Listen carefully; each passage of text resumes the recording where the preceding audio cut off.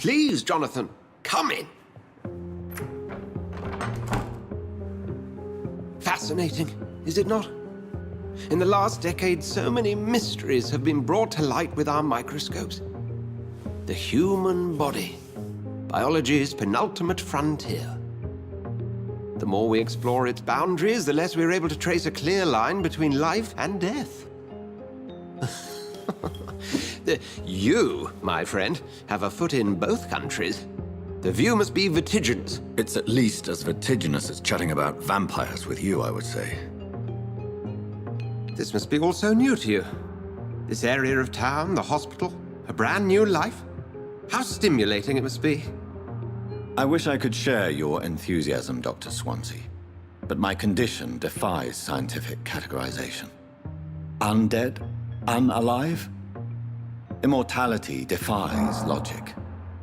I cannot express my thrill at this serendipitous turn of events. The world's most eminent specialist in blood transfusions, a vampire.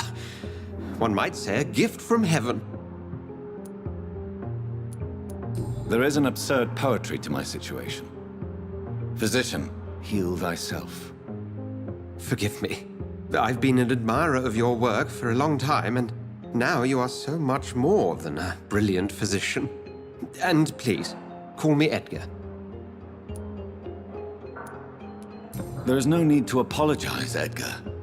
You offered me sanctuary when I had none. Very well. I have a task for you, Jonathan. Something that will require all your newfound skills. Please, go on. The Pembroke only survives through the generosity of our benefactors. Unfortunately, our main donor has found herself in a bit of a bind. Now, if you could help her out... A spokesman or politician is what you need. That's not my calling. And until I come to understand what has happened to me, I require discretion. Discretion is in order, Jonathan. Lady Ashbury has recently received rather indelicate correspondence that, if revealed, would jeopardize her position. And you would like me to eradicate this threat? By the stole, of course not. I would just like you to pay her a visit. Her ladyship is certainly near the tents outside, tending the sick. You can't miss her. Look for someone impossibly delicate. Accepted. I'll see what kind of trouble Lady Ashbury is in. The flu took my dear wife, Emily. I take comfort knowing we'll soon be together again. Mr. Rainfield, that's no way to talk. You're in good hands here, and we'll be up again soon enough.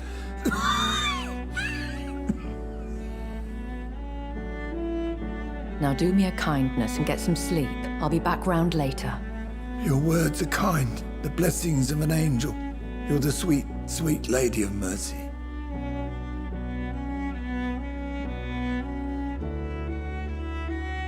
Good evening, Dr. Reed. It's a pleasure to see you again. You seem surprised. Dr. Swansea has brought me up to speed concerning your recent appointment to Pembroke Hospital.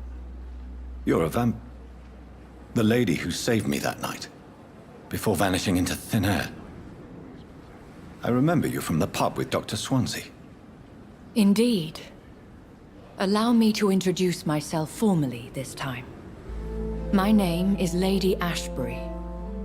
I remember you well, in spite of the brevity of our encounter. Apologies. You've taken me by surprise.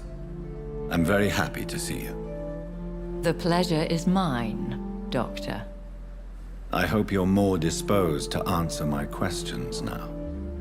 You must have countless questions, but our rather urgent matter first. Swansea has explained. My cover, if you prefer, has been compromised.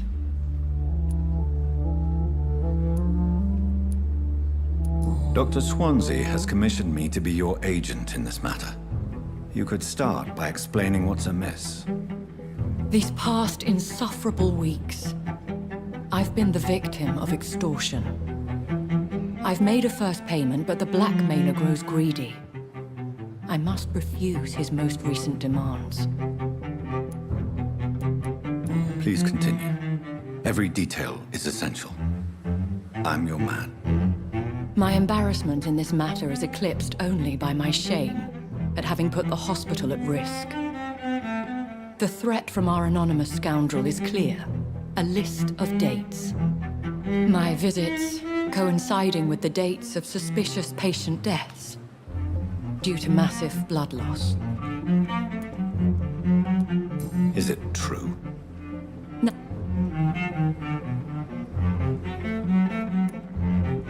We both are afflicted with a thirst for blood, Lady Ashbury. That is our nature. By vocation, we also have reason to visit the hospital. Logic dictates. In all honesty, I'm not simply a patron to the hospital. My visits serve a dual purpose. Dr. Swansea has been treating my condition with a revolutionary technique of blood transfusion. It seems you are a specialist in the domain. I'll take care of it. Do you know where I should start? If that was the case, I'd settle the matter myself. You could talk to our local gossip, Harriet Jones. Not a pin drops here without her hearing about it. I'll meet that woman now. My life, as others know, is in your hands, Dr. Reed. I'm sure of your discretion, but I do fear your powers of persuasion will be put to the test. When this is resolved, I'll be your obligé. I'll answer all questions in regards of your condition. You're sure you don't come back with me? Nah, I ought to see someone at the hospital. Be careful. You look so bad they may keep you as a patient. Fuck 'em. I don't like hospitals, or doctors. Well then, when you go back to Whitechapel, you may find this useful. What is it? A pass for a free medical exam by the best nurse available. Just read it. I don't read well, but thank you, I guess.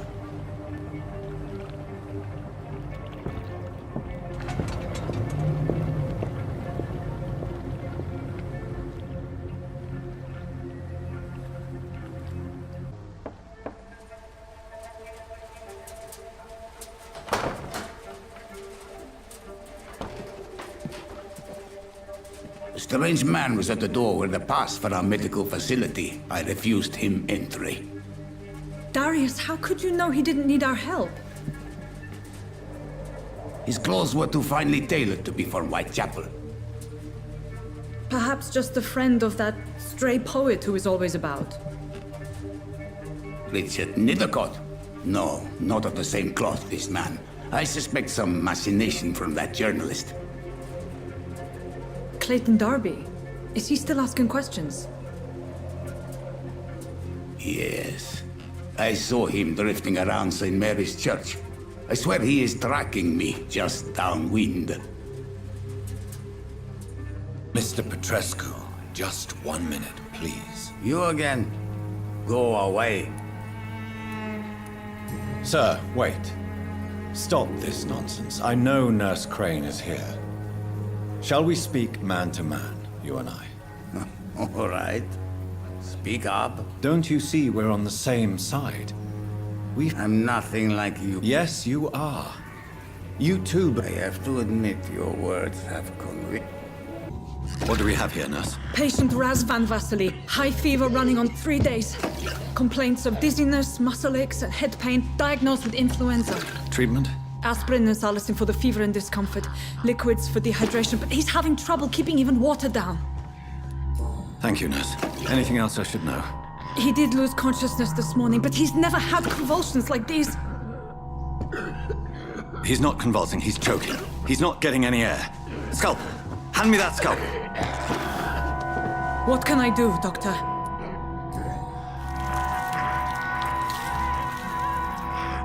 I need to perform a tracheostomy. Short pipe. That rubber tube will do. We're going to cut a passage for air through the neck. Yes, Doctor. He's breathing again, but he's coughing up blood. Internal hemorrhaging. I need to make another incision into the chest cavity to drain the fluids from the lung. Prepare another tube. A thoracostomy? Doctor, we've nothing to fight the infection. We need an aseptic environment. Don't question me, nurse. I need a drain. Now. Yes, Doctor.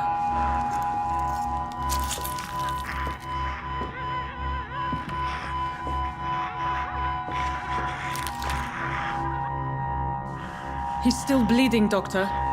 I'm losing his pulse. The drain must have punctured the intercostal artery. There's too much blood. Are you all right, Doctor? I can't see.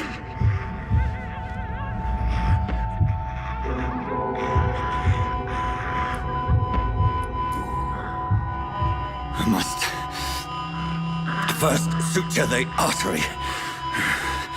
Find the wound. The source of the blood. Needle and thread, Doctor. Good. The stitches are holding. How's he doing? We're losing him. We've lost his pulse. He's dying, Doctor!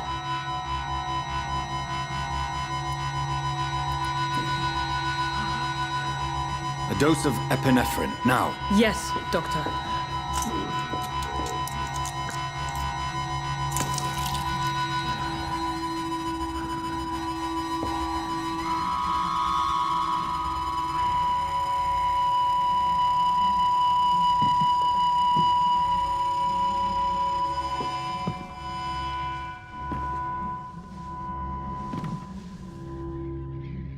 We've lost the pulse.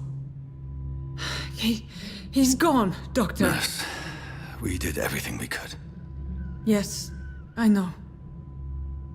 You are true to your reputation, Dr. Reed. Dedicated and precise. No one could have done more. This was not an influenza-induced seizure.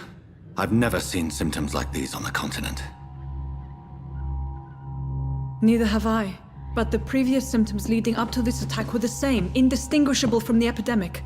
No. There was something more vile in these reactions. Something primitive.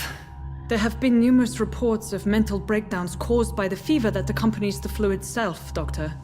Yes, but... I'd best take some samples of the blood for analysis.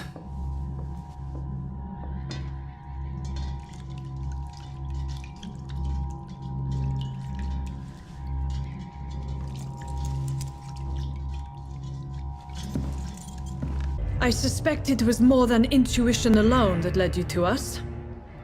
So, how might I be of service, Dr. Reed? I've come to put an end to this insufferable blackmailing, Dorothy. Doctor, you think your warnings scare me? I've stolen and plied, blackmailed and lied, but what else am I to do? I'm all these people have.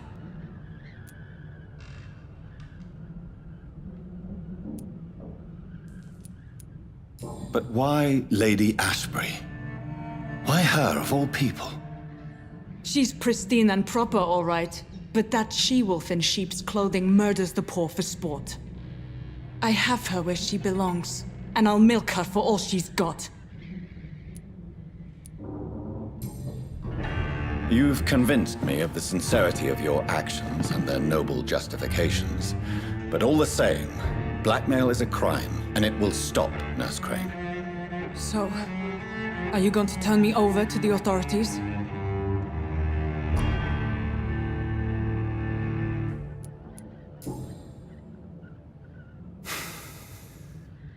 No.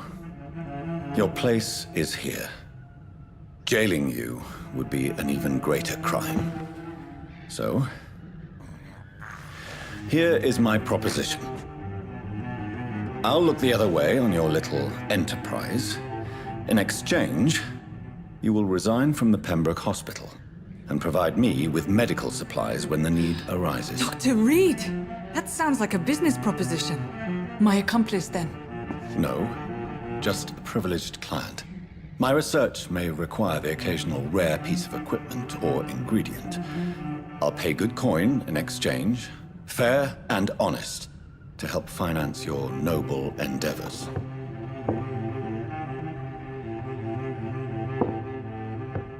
We have ourselves a deal, Doctor.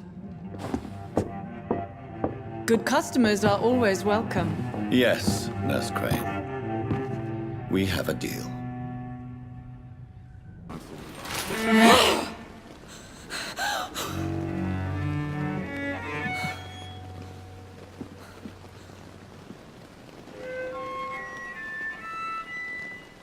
I would ask you to avert your eyes, sir. Or did you not know it was rude to stare? I knew it.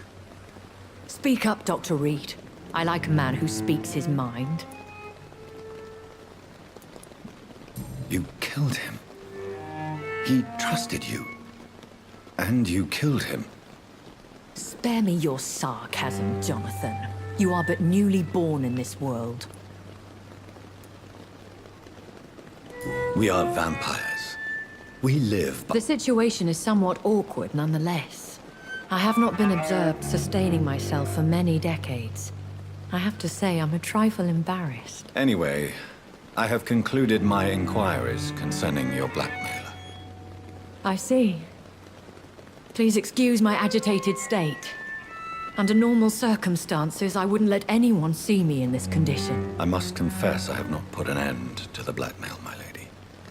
Unfortunately, I could not bring myself to do it. I'm so disappointed in you, Jonathan. I didn't expect this from you. Lady Ashbury, you yourself admitted how ridiculous the sum of money was. I can assure you it was all used for charitable ends. Well, you are full of surprises, aren't you, Jonathan? All right, say I trust you. But you will still pay the ransom. That is only fair. After all, it was you who failed to bring this problem to a satisfactory conclusion. I believe I could agree to that. And since a lady always keeps her promises, I will now answer any questions you may have. Why does Dr. Swansea allow you to feed on the patients of the hospital?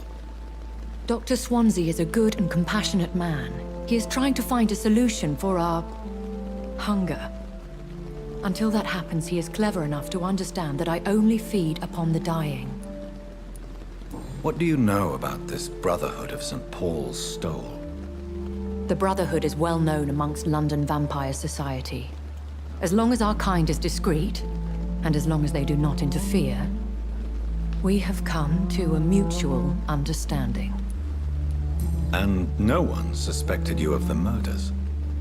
As you well know, suspicion has recently fallen on me of killing for pleasure. But you have my word, Jonathan. I take no pleasure in taking a life. Why did you save me in the canning factory? I could hardly stand by and watch such a promising young blood as yourself be torn to shreds by some gutter scowl. William Bishop wasn't the vampire that created me then? No, Jonathan. Whatever their strength and demeanor, Scowls are the progeny of careless vampires. It cannot be the other way round. What type of vampire is a Scowl? Not a true vampire. The deformed offspring of lesser vampires. It is a shame these creatures run wild, slaves to their baser instincts. I know this is beyond the pale, but may I inquire your age? Really? And I thought you would... Very well. But I believe there is more to this than you are saying. A lady has to have some secrets. And who bestowed upon you this eternal youth? My maker. He left this isle a long time ago.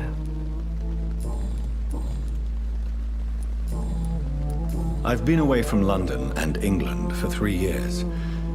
This isn't the city I remember. Things have gone from bad to worse here, Jonathan. I've lived in this city for a long time, and I've never seen it like this. What is it you fear? Fear has long since flown this form. But there is something malevolent circling us. I feel fear is merely waiting in the wings. The Spanish flu has hit London that bad. Yes, but it's not just that. I've heard things. Things I've not heard for a very, very long time. There are whispers in the shadows. Something far worse than the Spanish flu is here in the city. When I awoke, changed, I was chased and attacked by vampire hunters. Prepared and well-trained. Though I can't be certain. More than likely, it was the once glorious Guard of Priwen. Once glorious, but still dangerous. They have seen better days, but all fanatics are dangerous. You would be wise to stay clear. They are sworn to destroy our kind. You make them sound like some sort of cult. More a society, and like all the best ones, a secret society. I thought them almost gone, but it seemed they have been recruiting. Are there many vampires here in London? Immortals are of a rare breed, and we often tend to hide. But you may occasionally meet some of us at night. Do you know any of them? Have you an idea of the identity of the vampire who attacked me? You mean your maker? No, Jonathan, I have no clue. But I fear he or she is as careless as cruel. To let you discover your new condition by yourself. What do you mean? Every now and then, you may discover an immortal in the deep of the night. But we are a rare and reclusive breed. Our progeny is almost never accidental. Will they all be as affable as you, my lady? I do not see why not. But remember, even the shark smiles before he bites. That sounds like a lesson from experience. Vampire politics are as intricate and sometimes tedious as a game of chess in a gentleman's club. I've learned from experience it is best to decline to play. I bid you farewell. For now, my lady. Evening, Edgar. Could I get your... Please speak. But I have something important. This strain of flu. It's very different from the one I saw in Europe. It's downright peculiar. Really? What makes you say that? I've just looked at the blood of one of our recently deceased. I see. Do you have anything more to go on? This disease spreads and looks like the Spanish flu, but its effects differ greatly. The London strain is different from the continental one. This is very interesting. Did you find something else? Yes. Unlike the flu, the infected begin to show an increase in outwardly aggressive behavior. More than simple agitation. Once docile people become violent. You mean like rabies? Is there a chance we could create a vaccine, Jonathan, like Pasteur? By the stole, that would be smashing. There's a lot we're not seeing here. But it is spreading, and quickly. If we don't act, the whole city could be lost. But Jonathan, we've a fantastic opportunity sitting right here in front of us. A weapon of choice. What on earth do you mean? Why, you, my dear boy. With your expertise and your blood, we could isolate the properties that course through your veins. Think about the possibilities. I admit it did occur to me. Blood seems to be the common factor in all of this. I totally agree. We're in uncharted territory here. Maybe it's just wishful thinking, but imagine the possibilities. We'll discuss this more later. Thank you for your time. No, thank you, Jonathan. But as I said, I needed to talk to you. I have some rather bad news. Yes? I'm afraid it's your sister. My sister? She's to be buried this evening at Whitechapel Cemetery. Your mother published the obituary this morning. I see. I'm sorry, Jonathan. Please accept my condolences.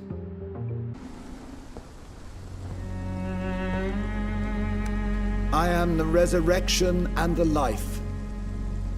He that believeth in me, though he were dead, yet shall he live. And whosoever liveth and believeth in me shall never die. We commend unto thy hands of mercy, most merciful Father, the soul of our sister departed, and we commit her body to the ground. Earth to earth, ashes to ashes, dust to dust.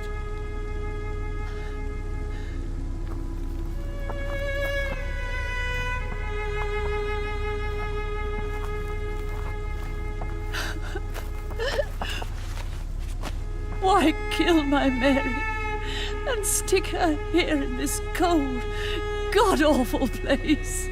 These are the legal requirements for the epidemic, madam. Avery, I feel so tired. Please take me home. Yes, madam.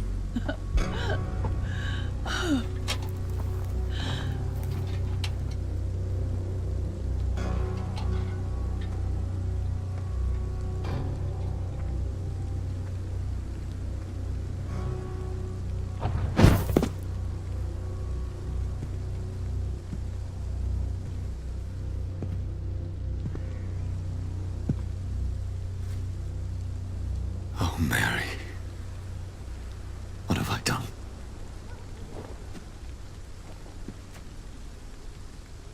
If I could only change one thing. One thing. This is a nightmare.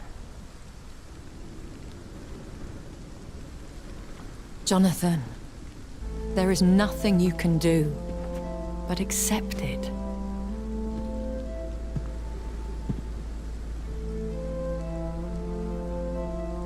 What brings you here?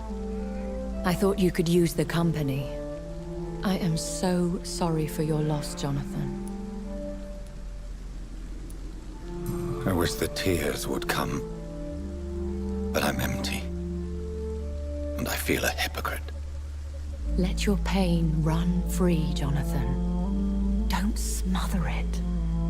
What you feel is your humanity. Don't be so quick to lose it. She had been scouring the most dangerous parts of London in search of me. And it led to her death. Jonathan, don't. I still hear her last thoughts. They echo in my head. Her mind shattered, and it haunts me. Jonathan, stop. Listen carefully. You must come to terms with this. You must learn to live with what happened.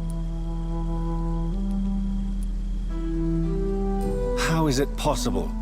Tell me. Is it so easy to take a life every night, and then just smile and nod at those you spared? Don't you see? You're doing the work of our enemies, feeding your remorse. We are weakest when we grieve, and the guilt blurs our senses. And so this is why you're here. To warn me. You've felt this pain yourself. You too have endured this. I don't want to lose you, Jonathan. I've lost so many friends. Loved ones I cherished. Pray for Mary's forgiveness, if you must. Thank you, my lady. I will. Good. But be careful. If I found you here, others may too. What should I do then? St. Mary's Church is not far from here. Go there and make your peace. Find the solace you need. My lady wants me to confess. No, Jonathan. It's you who wants to confess, I think.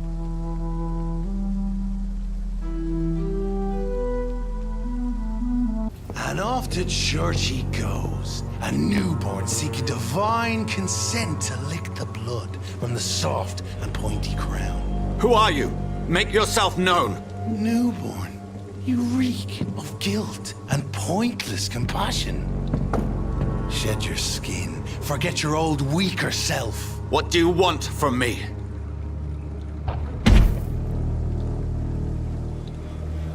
Ascalon does not approve of lone wolves who bring unwanted eyes to our pastures. So your name is Ascalon? Ascalon's will is vampire law. Learn them, abide by them, or I shall return as your judge and jury.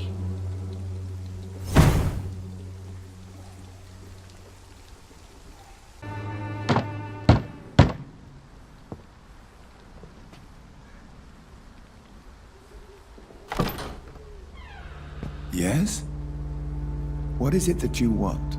I'm sorry to disturb you at such a late hour. No worries, my son. I'm still quite awake, having just returned from a funeral. Yes, I know. I've forgotten what I wanted. I don't know.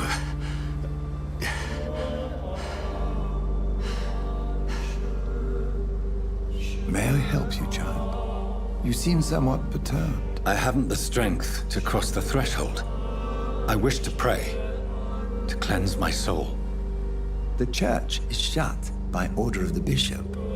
But I'm still the vicar of St. Mary's, if that is any use to you, my son. You seem to me a good soul, Vicar. But this is a personal matter. There are no secrets from God, my son. If your heart needs comfort, consider me your chapel. For I can be as silent as stone. I've words for one departed. They're not for living ears to hear. Your eyes burn with rage, yet I see the pain that lies beyond. I am here to lighten the burden of all God's creatures. Whatever you tell me is between us and the Lord. Very well, priest. As you seem quite adamant. Open your heart, my son. Tell me what burdens you. With whom do you wish to speak? She was my sister. You seem so troubled by the loss of this girl. What happened to her? She was murdered. I see. And how are you feeling, my son? She died because of me. How do you think I feel? I have a final question for you, my son.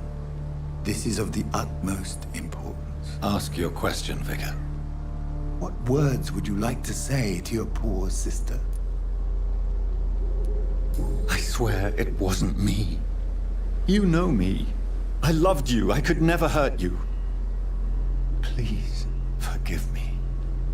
You have been heard, my son, and your burden will lighten if your words are sincere. Go in peace now, and live your life in the way she would have wanted. Fear be gone. I would harm no child of my making. This is your doing. You made me this creature. What are you? I am the land. You are our champion. You selected me, chose me. As shall my children yet to come. What is it you seek? This age is sickly. An ancient poison, an older rage, brewed in a cauldron newly forged. This has something to do with the epidemic. Seek truth, my champion. Defeat the serpent of knowing with iron spur.